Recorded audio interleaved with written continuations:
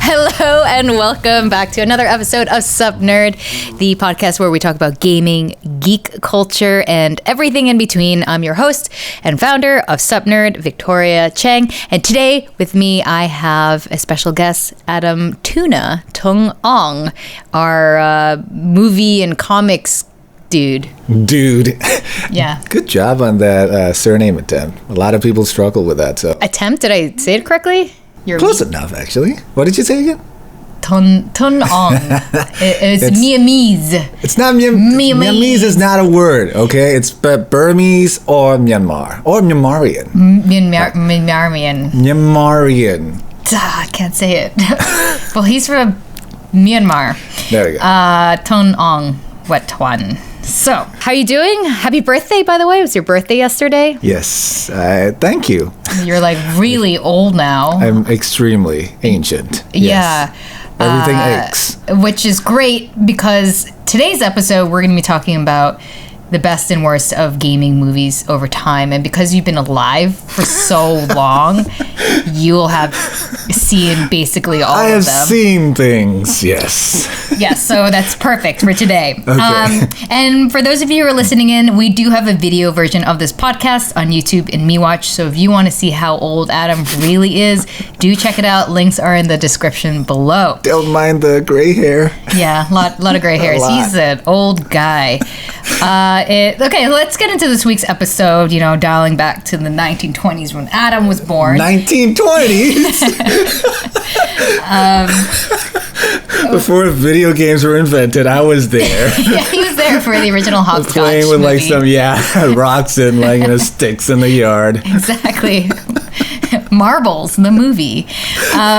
Well, a lot of them came out in the 80s, or started coming out in the 80s when video games started becoming a thing. Gaming started becoming like a common pop culture thing mid 80s with the Nintendo Entertainment System. So I think the first movie we got based on video games was 1989.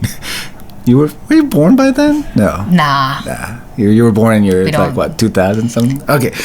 It was this movie called The Wizard. I think a lot of people haven't heard about this. They don't know this movie exists. It stars Fred Savage. You guys might know him as the guy. Wonder Years boy. Yes, Wonder Years, but most people would know him as the Moly Moly guy from Austin Powers, the movie. The guy with the big mole. Yeah. Moly Moly. That's him. I remember now. So he was more like a 90-minute ad for Nintendo. They were actually pushing for Super Mario Brothers 3. It hasn't come out yet. That movie was the first time because back then there was no internet, right? Back in the days, no internet. So that was the first chance for people to see the gameplay and all that. They had that game at the end of the movie as the final tournament game that they had to play. So it was pretty a big thing back in 1989. Back in the day. I mean, the first movie I really remember are Super Mario Brothers and Mortal Kombat. 93 for Super Mario Brothers. 94 we got Street Fighter. Let's go back to the first one, Super Mario Brothers, which is 93. It stars Bob Hoskins, who's an English actor, as Mario, who was the guy from Who Framed English guy. Yeah, he's English, but English weird. Actors, they can do anything. They could be Chinese as well. American plumber. So he was the guy from Who Framed Roger Rabbit, and he was Mario. John Leguizamo, he's a legendary actor. He was Luigi, and that movie was horrible. Even as a kid, yeah. We were like, what the hell? The Goombas were weird, lizard, reptilian, aliens, and Dennis Hopper was the bad guy. He was King Cooper. Oh, really? Man, Dennis Hopper, yeah. I just remember not liking that movie, and so even as a kid, you wouldn't. You rewatch the stuff that you like over and over again. Also because we were limited back then to what you could watch or what video cassette. Cassette? What do they call VHS. VHS. I'm so. Don't act like you don't know this. You do know. You were there. But for me and my bros, we watched a lot of Mortal Kombat. Street Fighter we watched as well, but The Van Damme one, right? Yeah, with Van Damme. And Van Damme was okay. Like, I liked Van Damme as a kid, but... not that movie. Not that movie, no. It just didn't feel right. It felt even corny, as a kid, it felt corny. Mortal Kombat, I actually really enjoyed. Maybe that's why, like, the first two big name, like, movies based on video games, Super Mario Brothers and Street Fighter, were just, like, so meh, that when Mortal Kombat came out in 95, we were all like, wow, this is pretty cool with that theme music and all that stuff. Oh, man. Yeah, the theme music. Iconic. So, it's iconic, but I think what really made Mortal Kombat good wasn't just because the bar was so low. I rewatched it recently. It was really low. Actually, like, because of the 2021 movie that came out this year. Right. I actually rewatched the 95 version, and I really liked it again. And maybe, yes, partially nostalgia, but it's like going back in time and playing the game again. And what made it so good is because it's true to the game. It didn't try to force this additional storyline that wasn't there before, or they didn't try to, like, overly develop the actors in a way that was... forced. It just felt it was just true to the video game. You got people fighting each other and doing your crazy finisher moves, and it just felt like the right amount of corny. Like, it just felt like the video game came to life. I mean, it's funny that you use the word corny, but back in the day, the U.S. government didn't find the video game corny, and that's why they created the ESRB ratings to make sure that underage children won't be able to play these games. I mean, I think they're just a little sensitive even now anyway. Like, with games like Counter-Strike and other FPS games, they're like, oh, it promotes violence. Video games are the devil. They're so bad for you. That's true, though. That's true. I remember in this game making things really uncomfortable for a lot of for adults. But I don't know. For us in Asia, our parents, I guess they didn't read or they didn't check the news. I was like, oh, that game, I won that, and I got it. Yeah. I was like maybe 10 Asian when parents, it came out. Yeah. I don't know. But they got an A, so I guess I have to give them this video game now. But the movie wasn't that violent, so it's not too bad. It did well. And that was the first one where critically it wasn't, like, Oscar worthy, but they were like, oh, it's good enough. And a lot of people watched it. It was a hit at the box office. Yeah, it was. I actually don't know how the recent one did in the box office. It came out during the pandemic, so Oh, this one, yeah. This one, yeah. But it's interesting period now because later we'll be talking about Arcane. The latest big drop on Netflix. Big drop. But there are a lot of other game movies are coming out. Uncharted, Halo, Borderlands, The Last of Us. But Mortal Kombat came out and we both saw it. I think we might have even watched it together. I don't remember. Well, we did a little mini podcast on it though, for the whole movie. Yeah, we did. We did talk about this movie on you can check it out on SupNerdTV, where we kind of break it down a little bit more in depth. But I guess to recap, I think we all both overall liked the movie. Yeah, a lot. It was one of the better video game related movies that we've seen in recent years. Mm-hmm. And talking about how these movies based on video games have evolved, we had the 90s where it started off. Unfortunately, Mortal Kombat was the high point of that first generation of video game based movies.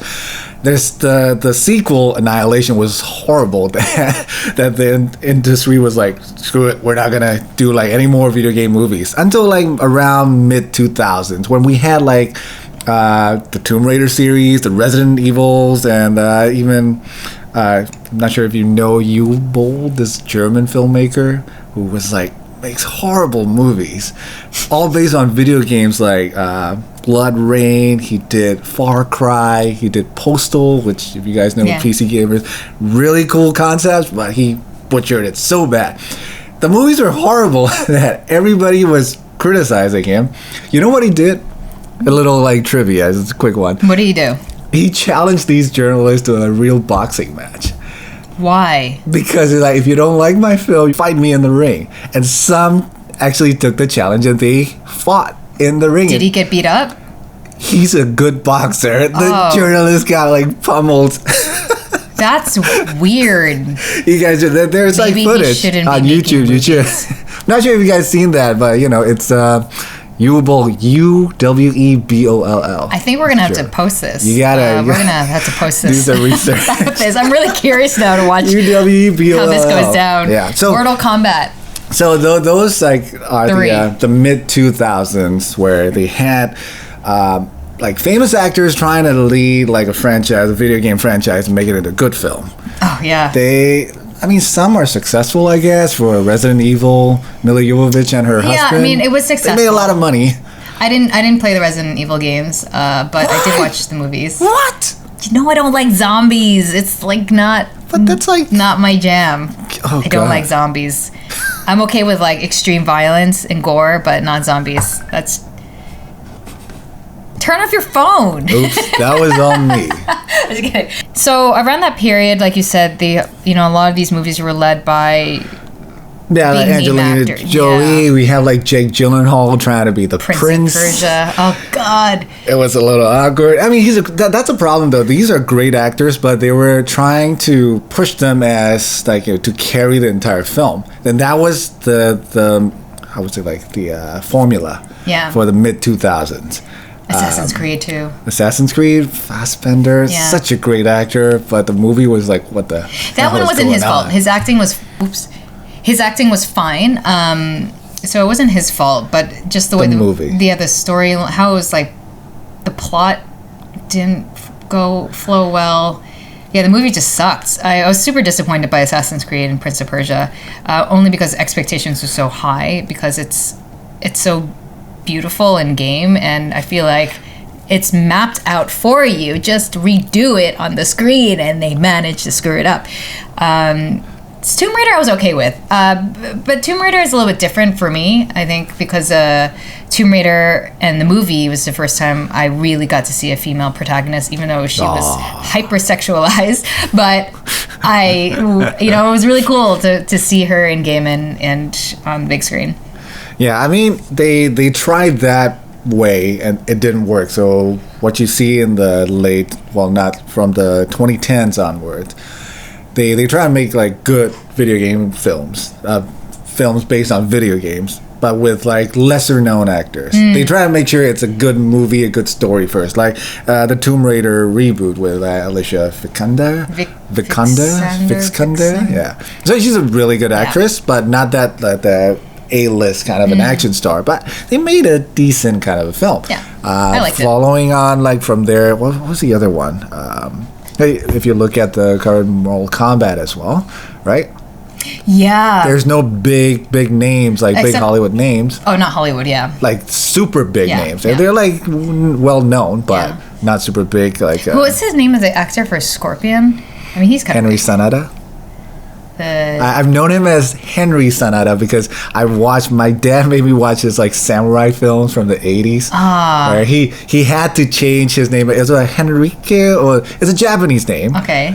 Sanada, but because they're trying to break into Hollywood or for international audience, he changed it to Henry. Oh, they Henry Sanada. I was like, wow. He doesn't look like a Henry.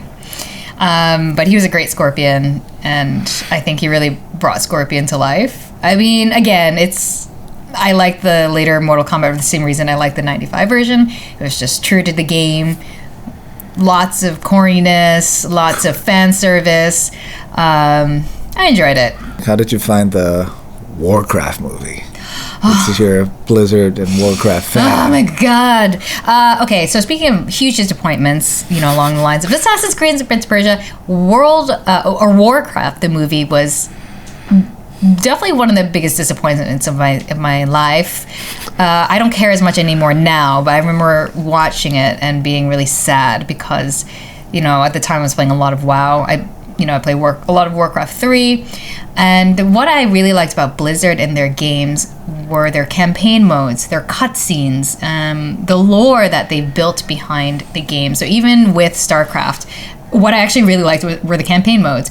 I love the characters that they developed, from Raynor to Kerrigan. And yeah, the cutscenes were beautiful. So I was hoping, getting these sort of cutscenes that you see in this game, which again, it's there. It's already like mapped out for you. You just need to put it on the big screen in a bigger way. And they didn't do that at all. It totally fell flat. The story sucked. And it's like, there's so many good there's so much good lore in the Warcraft universe that they could pluck that from, and they did take one of the stories, but they just didn't execute it well. I did think they did the orc makeup and CGI really well. I thought that was like convincing. It looked good. It has to, right? Did you know how much like they put into that film? It's like one of the most expensive like films ever. Besides the orc parts, yeah, I was just. I mean, it did make taken by it. It did make a big splash in China. It was a huge, huge hit in China. I remember. I'm like. Did you watch it? I did not. I think they might go for a sequel because they earn back and then they earn a lot more from China alone. That's why a lot of Hollywood productions are pushing for, get the crowd going in China. I hope the sequel will be good. But to be honest, at this point, also because of the way Blizzard and Activision's moving, I don't care. I've moved on. I've moved on. Going back to the point about you feeling like, look, the storylines and everything is there already, but then they managed to mess it up. Could it be that, like, as gamers, we're a little bit more forgiving for storylines when we're playing the game and experiencing the story, where I think it's the main issue since way back, where great stories in video games don't actually translate well as a film because they're different mediums, different art forms. I think that's a fair point, especially for earlier games, but now I feel like the standard for game storytelling has changed. With like The Last of Us, for example, one of your all-time favorite games. It's so narrative driven. It is a story, and I feel like the expectation's there. Dune and Witcher, they start off as books, but because they were translated into the game space and they've done so well, especially Witcher. Dune was a big game? I would say Witcher was more of a big game. I remember the Dune one, the PC one, but like it was like 90s, back in the 90s, I think. Late 80s, yeah. 90s. Yeah, but Witcher is still good even now, even with, when you go back and play Witcher 3. On a PS5, it's pretty nice. I may or may not be doing that right now. So I think that I think you're right in some level, so maybe I'm more forgiving of some older titles because of that, but I think now the standard is different. I think it depends on the type of. You can't just put video games as just one genre, right? There are different types, like action adventures, RPGs. There's horror. There's like even like comedic games. Yeah. Something like Sonic. I really liked the Sonic movie. I thought it was gonna be like a plane wreck, but the first the first version of Sonic was an abomination. We were like, good lord, what was that? Kill it with fire. Yeah. But the filmmakers are really passionate about it. They listen to the people and they change it, and it worked. They changed only the look of Sonic. They didn't change the movie, like the script and like the story. So initially, they actually already have a good story. I really enjoyed it. The guy who voiced Sonic was great as well. Yeah. Overall, because it's not following the video game story. See, they created a good story to tell on film. That's why it worked. I think Sonic is a special case because bringing Sonic to life was critical. So it was good that they went back and redid him because, if you have a stupid-looking Sonic, you're going to have a stupid movie. What the heck was that, man, that thing? Yeah. And speaking of stupid, so Detective Pikachu, they also did a good job. Pikachu. Yeah, that was great as well. Yeah, that was also done well. They really brought Pikachu to life. Mainly because of Ryan Reynolds. Yeah, he was that guy's amazing, right? Pikachu. It's like kind of strange. But yeah, that was done well. Good kids movie. Monster Hunter is another recent one that. Oh, it's the same same as the Resident Evil films because it's Mila Jovovich and her husband just taking on a new franchise. And it's so strange because Resident Evil worked. Like you said, it's not really close to the original game at all. Maybe that's why it worked because they created a new character, Alice, for Mila Jovovich, and then instead of going with like Chris Redfield or like Claire, anybody else from the franchise, they just it's gonna be about Alice and take it into a different direction. It's like a what if. But Monster Hunter tried to do that and totally failed. I mean, I have my theories as to why. The military part where they go like the guns at the beginning, like what the hell? Yeah, which was just had nothing, no elements of the original game. Even with the monsters, I feel like they didn't really do it right. But I think it's really important, especially these days. Gamers are a louder voice than ever. So when you take a game like Monster Hunter, which they have their very loyal fan base, in this fantasy world, and put it in like with a bunch of American soldiers in the middle of the desert, you can't do that. We are a very hard to please lot, right? As gamers, because we were really passionate about these games and the stories. But I am quite hopeful that nowadays things are all right. Okay. You all right, Gareth?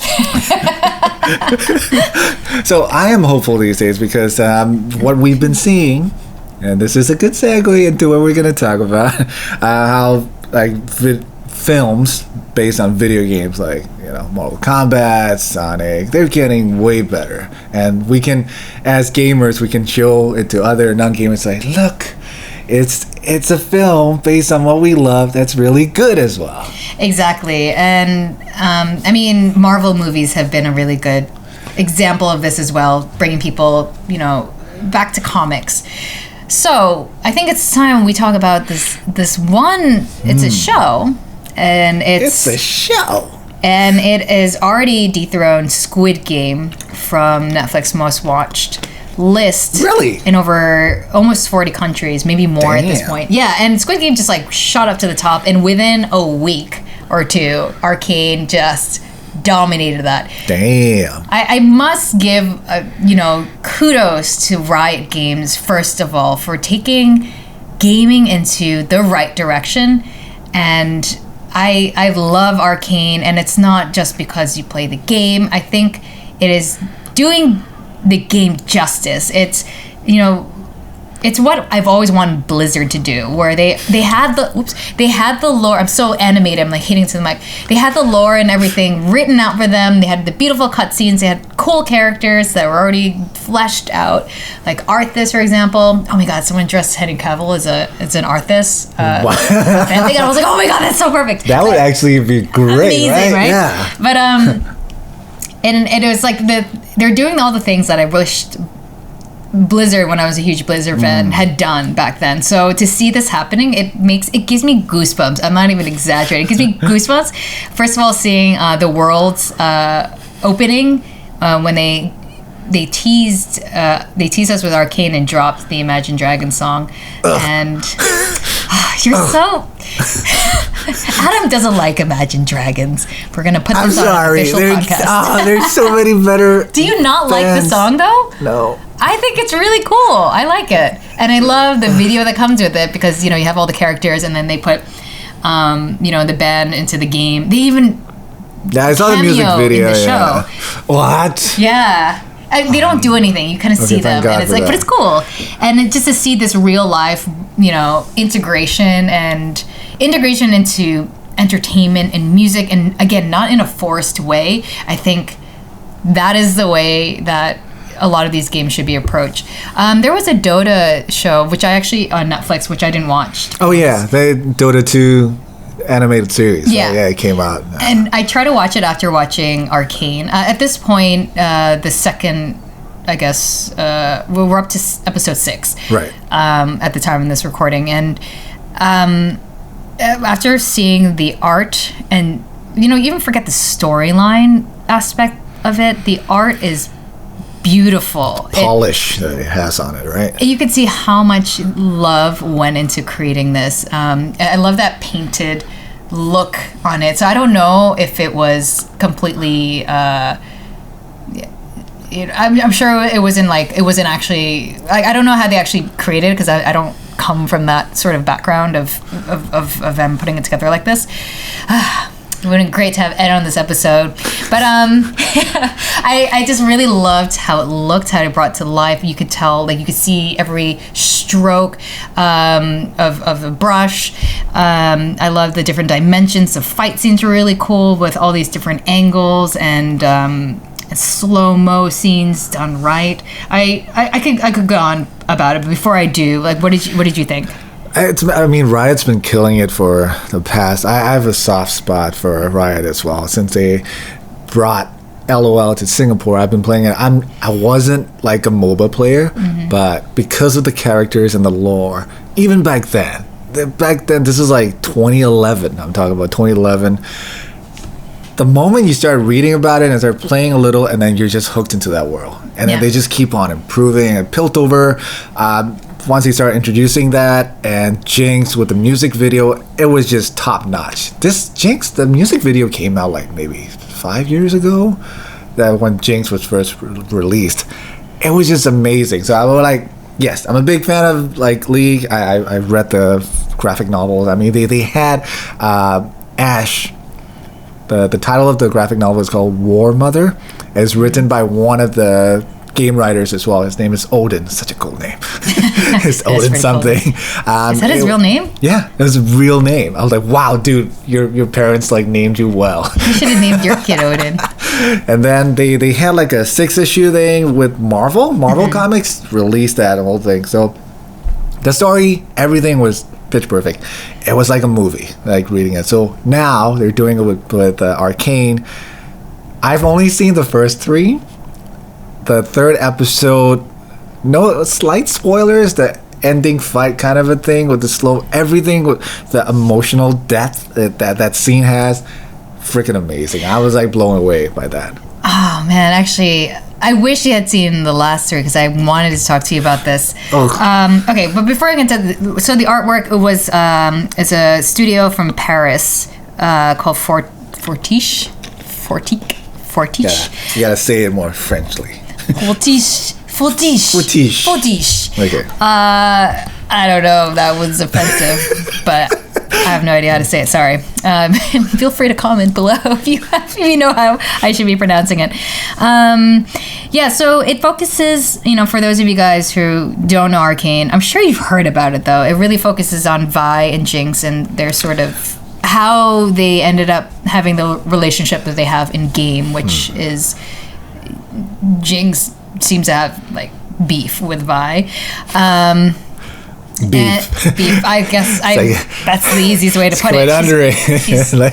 She's and we have Caitlyn, the sheriff, and we have Jason Victor from Caitlyn, my favorite.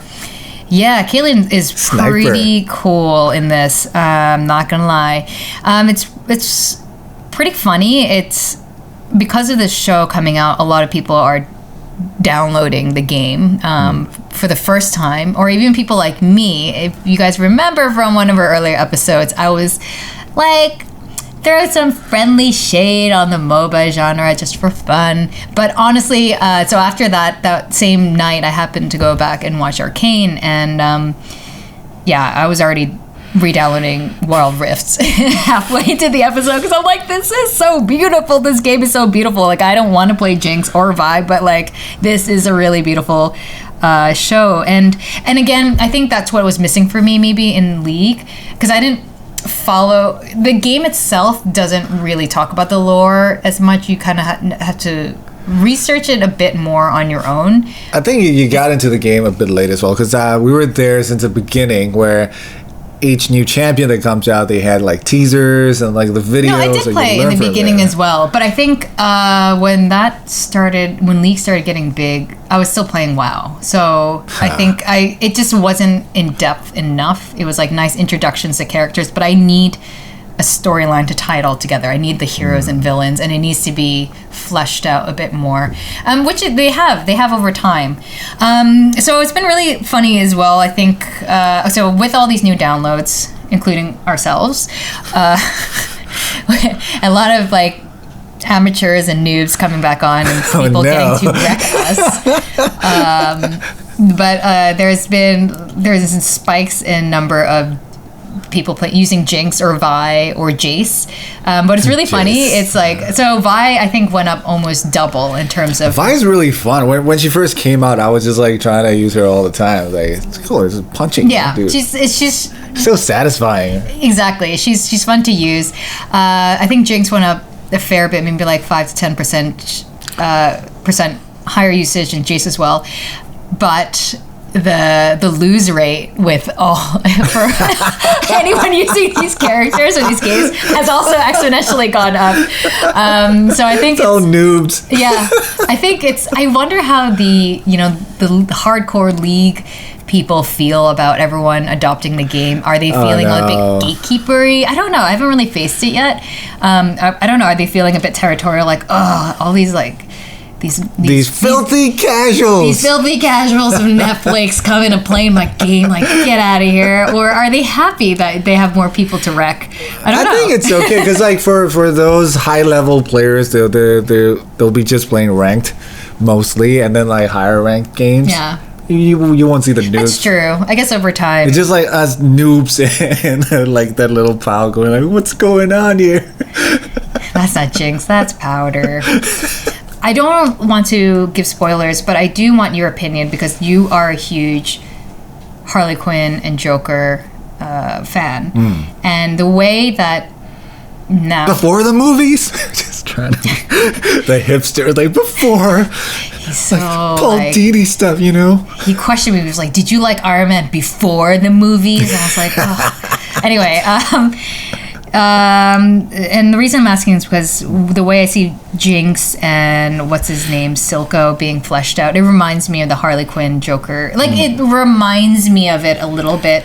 I don't know if it already started showing in the first 3 episodes. She clearly has a mental illness. I like how they flesh that out. You know? It was heartbreaking, and the voice acting and the animation, the facial expressions are so good. Like I mentioned, the 3rd episode near the end, it was like so good. So yeah, good. I think every episode has been a good cliffhanger. It's not the one where it's okay.